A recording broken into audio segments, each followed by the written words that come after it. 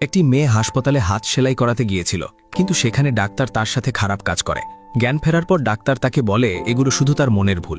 প্রথমবার অ্যানেস্থেশিয়া নিলে অনেকেরই এমন বিভ্রম হয়, কিন্তু মেয়েটি এটা মানতে চায়নি। তার কাছে কোনো প্রমাণ ছিল না, আর সময়ও দ্রুত চলে যাচ্ছিল। তাই সত্য প্রমাণ করার জন্য সে অনেক টাকা খরচ করে একজন প্রাইভেট ডিটেকটিভ ভাড়া করে। ডাক্তারের ডিএনএ পাওয়ার জন্য ডিটেকটিভ ইচ্ছা করে তার কাছে যায় এবং এমনভাবে খাম দেয় যাতে ডাক্তার সেটাতে নিজের আইডি কার্ড রাখে। এতে খামের উপর ডাক্তারের লালা লেগে যায়। ডাক্তার কিছুই সন্দেহ করেনি। তারা ভেবেছিল এভাবেই ডাক্তারের ডিএনএ পাওয়া যাবে। পরিকল্পনাটা একদম নিখুঁত মনে হচ্ছিল, কিন্তু শেষ পর্যন্ত কাজ হয়নি, কারণ খামের আঠা আর লালা একসাথে মিশে যাওয়ায় সেখান থেকে কোনো দরকারি ডিএনএ বের করা সম্ভব হয়নি। তবে ডিটেকটিভ পুরোপুরি ব্যর্থ হয়নি। হাসপাতালের এক কর্মচারীর কাছ থেকে সে গুরুত্বপূর্ণ খবর জানতে পারে। ডাক্তার ইমিগ্রেশনের কাজ করছে এবং খুব শিগগিরই এই দেশ ছেড়ে চলে যাবে। এই খবর শুনে লীনা বুঝতে পারে আর চুপচাপ বসে থাকলে চলবে না। সে ডাক্তারের গাড়ি ভেঙে তল্লাশি করতে যায়, যেন সেখান থেকে চুল বা অন্য কোনো নমুনা পাওয়া যায়। অবশেষে ডিটেকটিভের সাহায্যে তারা খুব সহজেই ডাক্তারের গাড়ি খুলে ফেলে। খুঁটিয়ে খুঁজতে গিয়ে লীনা গাড়ির বক্সে একটি ময়েশ্চারাইজিং ক্রিম খুঁজে পায়। মনে হচ্ছিল এই ডাক্তার নিজের চেহারার ব্যাপারে খুবই সচেতন। এরপর লীনা নতুন এই প্রমাণ পুলিশ প্রধানের হাতে তুলে দেয়। পুলিশ প্রধান তাকে তার ঊর্ধ্বতন কর্মকর্তার কাছে নিয়ে যায়। কর্তা দেখেই বুঝতে পারেন এই প্রমাণ অবৈধভাবে সংগ্রহ করা হয়েছে, তাই আদালতে এটাকে বৈধ প্রমাণ হিসাবে ব্যবহার করা যাবে না। তবুও তিনি আবার তদন্তের অনুমতি দেন। অবশেষে দুই পক্ষের আইনজীবীর উপস্থিতিতে ডাক্তারের রক্ত নেওয়ার তৃতীয় সুযোগ তৈরি হয়। অর্থাৎ ন্যায় বিচার পাওয়ার জন্য এটাই ছিল লিনার শেষ সুযোগ। কিন্তু যখন কর্মীরা ডাক্তারের আঙুল থেকে রক্ত নিতে যাচ্ছিল, তখন ডাক্তার তাড়াহুড়ো করে হাত সরিয়ে নেয়। অন্য পক্ষের আইনজীবীরাও তাকে থামানোর চেষ্টা করে। তাদের অজুহাত ছিল ডাক্তার নাকি ভয় পাচ্ছেন আঙুলে সংক্রমণ হতে পারে। আমার আঙুলে মেডিকেল ইমপ্ল্যান্ট জিনিস আছে, তাই আমি ঝুঁকি নিতে পারবো না, আপনাদের হাত থেকে রক্ত নিতে হবে। ডাক্তারের কথা মতো পুলিশ বাধ্য হয়ে তার হাত থেকে রক্ত নেওয়ার সিদ্ধান্ত নেয়। কিন্তু তখন অদ্ভুত একটা ঘটনা ঘটে। সূচ ত্বকের ভেতরে ঢোকানোর পরও কোনো রক্ত বের হচ্ছিল না। এতে পুলিশ প্রধানের সন্দেহ হয়।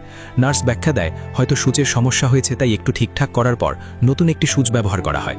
অবশেষে ডাক্তারের নির্দেশনা অনুযায়ী রক্ত নেওয়া সম্পন্ন হয়। কিন্তু ডাক্তারের অস্বাভাবিক আচরণ আর রক্ত নেওয়ার সময় ঘটে যাওয়া ঘটনাগুলো দেখে সবারই মনে হচ্ছিল বিষয়টি এত সহজ নয়। তবে তখনও কেউ তার চালাকি ধরতে পারেনি। কিন্তু পরীক্ষার ফল আশানুরূপ হয়নি। ডাক্তারের ডিএনএ আর লিনার অন্তর্বাসে পাওয়া নমুনার ডিএনএ মেলেনি। সে কিছুতেই বুঝতে পারছিল না লোকটা আসলে কিভাবে সবকিছু সামলাচ্ছে।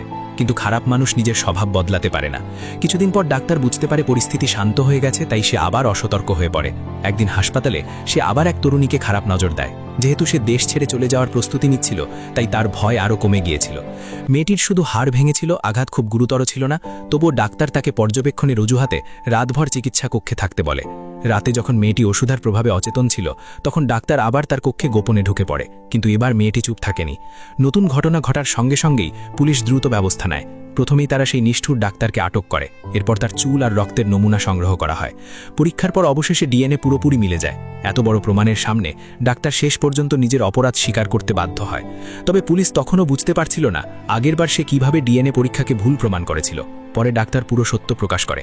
আসলে লিনা পুলিশে অভিযোগ করার পরেই সে বুঝে গিয়েছিল পুলিশ আবার তার রক্ত পরীক্ষা করবে। তাই আগে থেকেই সে অন্য একজনের রক্ত একটি টিউবের মধ্যে ভরে রাখে।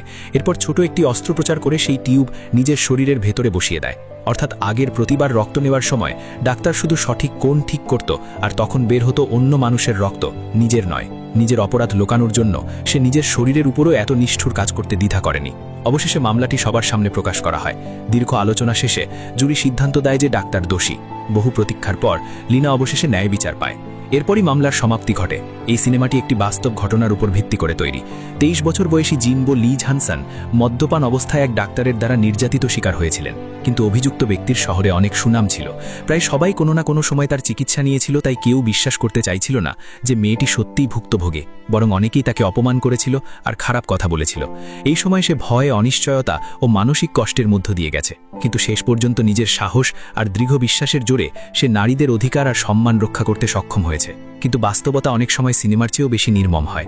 বাস্তব ঘটনায় সেই ভুক্তভোগী ঘটনার 7 বছর পর ন্যায় বিচার পেয়েছিলেন। তবু এই নারীর সাহসকে সম্মান জানানো উচিত, কারণ অনেক মানুষের চোখে তিনি একজন সত্যিকারের যোদ্ধা। বাস্তব জীবনেও লিনার মতো অসংখ্য ভুক্তভোগী আছেন। দুর্ভাগ্যজনক ঘটনার পর তাদের শুধু শারীরিক ও মানসিক কষ্টই সহ্য করতে হয় না, পাশাপাশি সমাজের সন্দেহ ও চাপের মুখেও পড়তে হয়। লিনার এই লড়াই আরও অনেক ভুক্তভোগীকে সাহস করে সামনে এগিয়ে আসার শক্তি দিয়েছে।